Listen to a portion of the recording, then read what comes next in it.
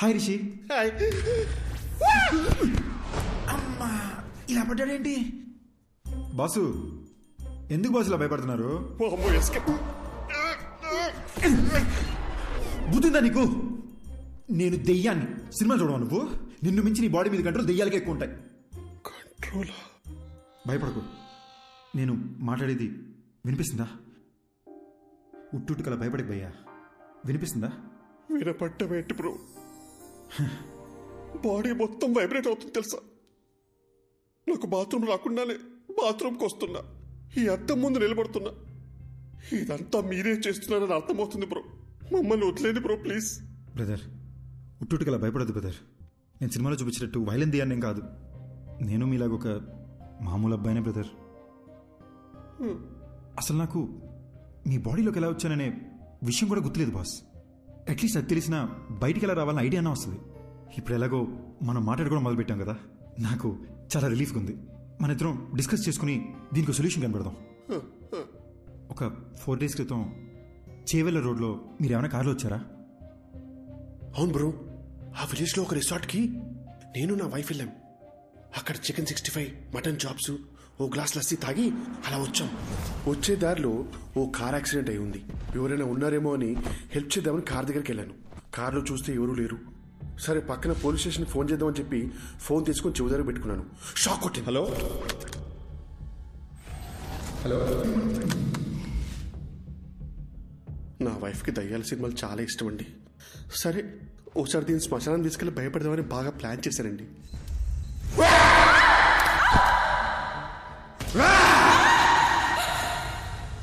అక్కడి నుంచి ఇంటికి వచ్చాక అద్దంలో మీరు కనిపించారండి. సపోజ్ శ్మశానంలో తప్పిపోయి మీకు తెలియకుండా మా లోపలికి వచ్చారేమోనని శ్మశానంకి చెక్ చేసామండి. నిన్నొచ్చిందే 2 శవాలు, అవి ముసలాలు. కాటి కాపర్నేమో పోలీసులు తీసుకెళ్లారు. అది నీ డెత్ గురించి ఎంక్వైరీ కానీ నాకు ఇప్పుడు అర్థమవుతుంది. నాకు అక్కడ యాక్సిడెంట్ అయింది. శ్మశానంలో నా గర్ల్ ఫ్రెండ్ భయపెట్టాను. తిరిగి ఇంటికి వచ్చేసరికి అద్దంలో మీరు కనిపిస్తున్నారు. నాకు అంతే బెదురుగుతుంది. ఓ పని చేద్దాం బ్రదర్, ఆ డాక్టర్ ఉన్నారు కదా, ఆయన దగ్గరికి మనం వెళ్దాం. నేను మీ ద్వారా నాకున్న డౌట్లు కూడా అడిగి చూస్తా. దీనికి ఏదైనా సొల్యూషన్ కనుక్కుంటారేమో. ఏంటి వచ్చిన ప్రతిసారి ఏదో ఒకటి కొత్త కొత్తగా చెప్తున్నావు నువ్వు? అంటే ఏదో తెలియకుండా ట్రై చేసింది సార్. ఫ్లోలో వర్కౌట్ అయిపోయింది. ఫ్లోలో? అవును సార్. గుడ్. ఇప్పుడు నాతో మాట్లాడేది ఎవరంట? Sir sir Arjun sir. పక్కన కాన్ఫిడెన్స్ సార్. అర్జున్, నువ్వు నాతో మాట్లాడడం యాక్చువల్లీ నాకు ప్లస్సే. Tell me something. రిషి బాడీలోకి వెళ్ళి ఎంటర్ అయ్యా? సార్ సార్ ఎగ్జాక్ట్లీ ఈ విషయం మిమ్మల్ని అడుగునే వచ్చాను సార్. నాకు ఏ విషయం అసలు గుర్తులేదు సార్. అంటే నేనెవరిని, నా పేరెంట్స్ ఎవరు, నా ఫ్రెండ్స్ ఎవరు, నేనెందుకు రిషి మదర్ నా మదర్ అనుకుని తన లైఫ్ బతికేస్తున్నాను, అసలు ఏమీ అర్థం కావట్లేదు సార్. యాక్చువల్లీ నీ ప్రాబ్లం ఏంటంటే నువ్వు చనిపోయావా అని అనుకోవట్లేదు నువ్వు, కానీ రియాలిటీలో నువ్వు చనిపోయి వాడొంట్లో ఉంటున్నావు. నీ మెమరీ యాక్టివ్గా లేదు, రిషి మెమరీ యాక్టివ్గా ఉంది. కాబట్టి రిషి చేసేవాడిని నువ్వు చేస్తున్నట్టు అనుకుంటున్నావు, అంతే కదా? So let's do one thing. నీ మెమరీని రివైవ్ చేయడానికి ట్రై చేద్దాం. అర్జున్, నువ్వు మీ ఇంటికి వెళ్ళు, నీ పేరెంట్స్ని కలు. ఒకవేళ నువ్వు వాళ్ళని గుర్తుపడితే ఆ రిజల్ట్ని బట్టి కేసుని ఎలా సార్ట్అవుట్ చేయాలో I will see to it.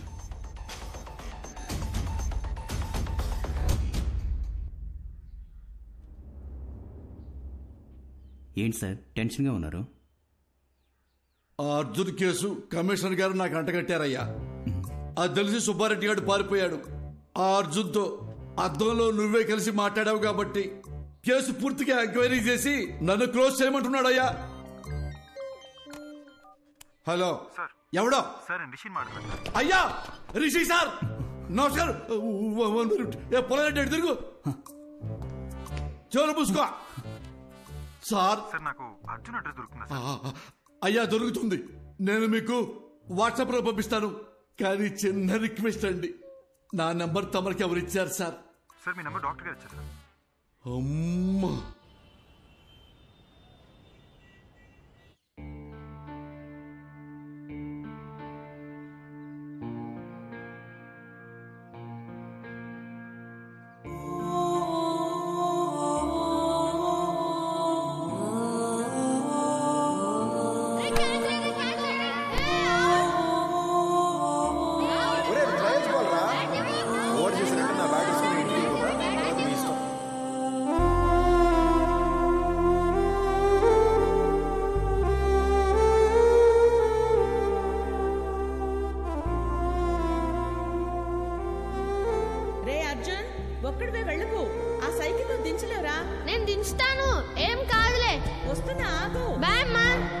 Arjun ఆగరా.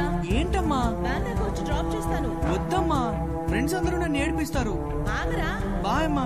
రే అర్జున్ కూర్చుని వేసుకోరా. రే లంచ్ బాక్స్ పెట్టిస్తాను. లంచ్ బాక్స్ ఏం వద్దమ్మా, నేను స్కూల్కి వెళ్తున్నాను, నేను క్యాంటీన్లోనే తినేస్తాలే. అర్జున్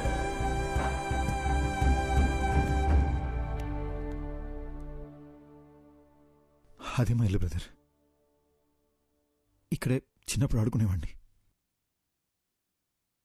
ఇప్పుడు చనిపోయిన తర్వాత ఇంట్లోకి వెళ్ళాలంటే చాలా నర్వస్గా ఉంది బ్రదర్.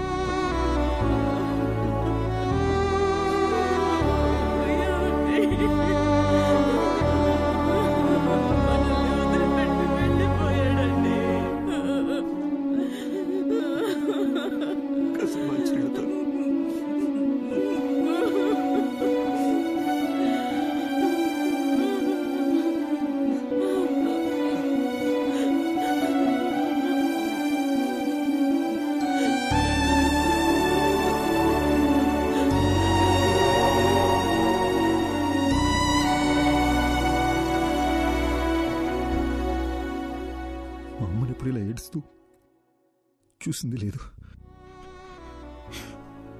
మా నాన్న నా బెస్ట్ ఫ్రెండ్ బ్రదర్. ఆయన కళ్ళు ఎదురుకుండా ఏడుస్తుంటే పట్టుకుని ఏడుతున్నానని కూడా చెప్పలేకపోయాను. సారీ బ్రదర్, ఏడుపు కంట్రోల్ అవ్వట్లేదు. మిమ్మల్ని ఎలా ఓదార్చాలో తెలియట్లేదు బ్రో.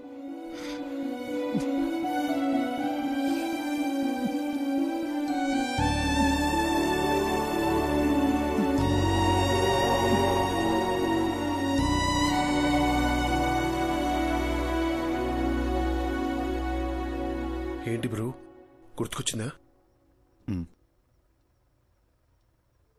మా నాన్న సిబిఐటీలో ప్రొఫెసర్, మా అమ్మ హౌస్ వైఫ్. మా ఇంటికి మా అమ్మే డాన్. మాది చాలా happy family brother.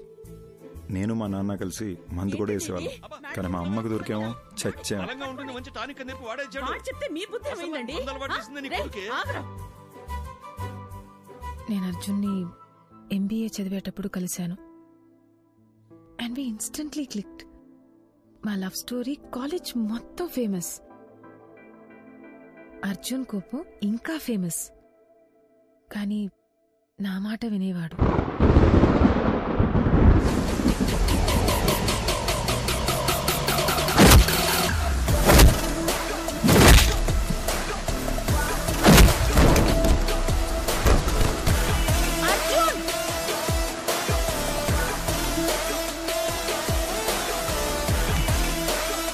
Madhavi,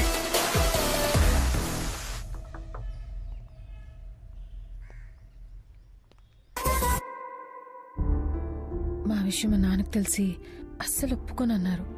Arjun father కూడా కన్విన్స్ చేయడానికి చాలా ట్రై చేశారు. కానీ మా నాన్నే ఆయన్ని చాలా ఇన్సల్ట్ చేశారు.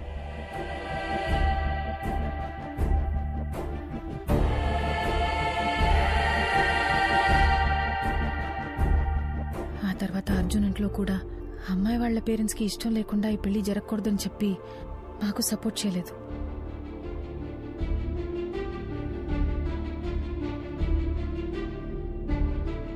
ఓయ్ బటర్ఫ్లై, పెళ్లి చేసుకుందామా?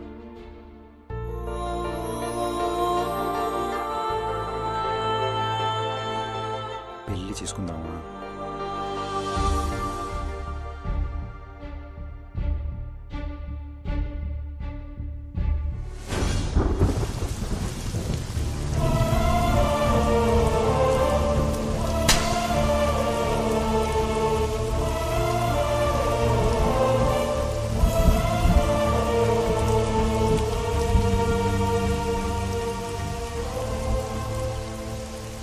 మా పెళ్ళితో మా ఇంట్లో వాళ్ళకి మేము దూరం అయిపోయాం. ఫస్ట్ టైం లైఫ్ అంటే భయం వేసింది.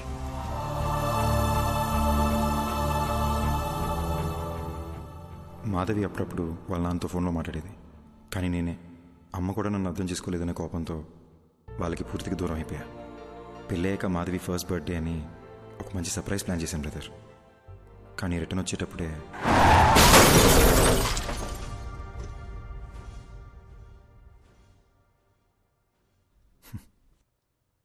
నా గురించి ఎందుకు లేదు బ్రదర్, మీ గురించి చెప్పండి. నాకు మీ గురించి ఏమీ తెలీదు. నా లైఫ్ కూడా మీరు నా బాడీలోకి వచ్చే ముందు వరకు చాలా జోవియల్గా హ్యాపీగా ఉండింది బ్రో. మీరు వచ్చిన తర్వాతే లైఫ్ అంతా చిందరవందరగా హౌస్ అరెస్ట్ లాగా అయిపోయిందన్నమాట. Sorry brother. బ్రదర్, ఆ రోజు మాధవి దియా చర్చ్ ఫాదర్ దగ్గరికి వెళ్ళారు కదా, ఆయన ఇలాంటిదే గ్రీస్లో జరిగిన ఒక ఇన్సిడెంట్ గురించి చెప్పారు. 1 minute.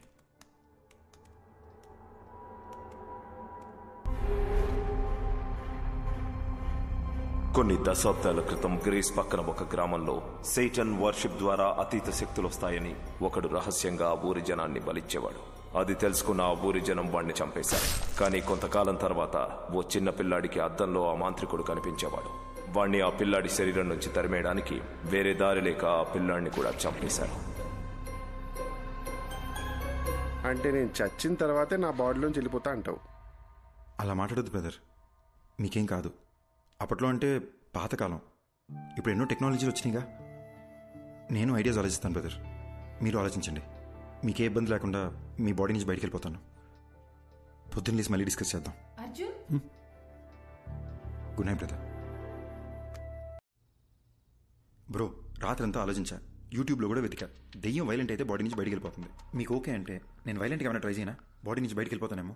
ఊరుకు బ్రో, రాత్రి వీడియో చూస్తేనే ఉచ్చబడిపోయింది. ఇక కొత్తగా ఉన్నా అదేమొద్దు. Let's follow the rules prescribed by doctor. Bro, ఎందుకు బ్రో భయపడిచేస్తావు? నేను ఎవరిని భయపెట్టను, ఎవరిని ఏమి చేయను. నా పార్టీకి నేను ఏదో వైలెంట్గా ట్రై చేస్తా. వర్కౌట్ అయితే సూపరు, లేదంటే డాక్టర్ చెప్పింది ఫాలో అయిపోదాం. నీకు మరీ నా బాడీలోంచి వెళ్ళిపోవాలని ఇంత ఆరాటంగా ఉంటే నేను మాత్రం ఏం చేయగలను? కానీ ట్రై చేసే ముందు బ్రో, నా గురించి మీకు కొన్ని ఫ్యాక్ట్స్ చెప్పాలి. Will you note it down? బేసిక్గా నేను నడిస్తే టైర్డ్ అయిపోతాను బ్రో. వర్షంలో తడిస్తే జలుబు వచ్చేస్తుంది. అదే స్విమ్మింగ్ పూల్ దూకితే ఫీవర్ వచ్చేస్తుంది. ఎండను చూస్తే చాలు బ్రో చెమటొచ్చేస్తుంది. సో ఇలాంటివన్నీ మైండ్ లో పెట్టుకుని నువ్వు ఎంత వైల్డ్ గా ట్రై చేసుకుని అంటే అంత వైల్డ్ గా ట్రై చేసుకో. నా ఫుల్ సపోర్ట్ నీకే. దట్స్ రీస్టేకెన్. Round 1 Aquaman. ఏమైంది బ్రో? ఎమోషన్స్ లూజ్ మోషన్స్ ఒకేసారి వచ్చినట్టు అలా ఫేస్ పెట్టావు.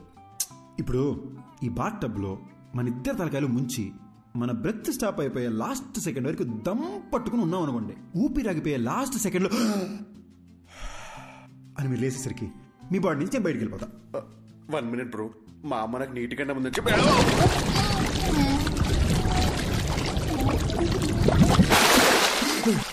అదేంటి బ్రో మాట్లాడుతున్నా?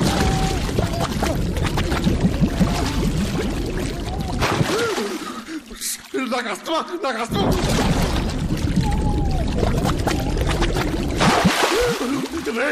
ఇంత బతుకు బతికి నన్ను బాత్రూంలో చచ్చిపోబట్టా అసలు?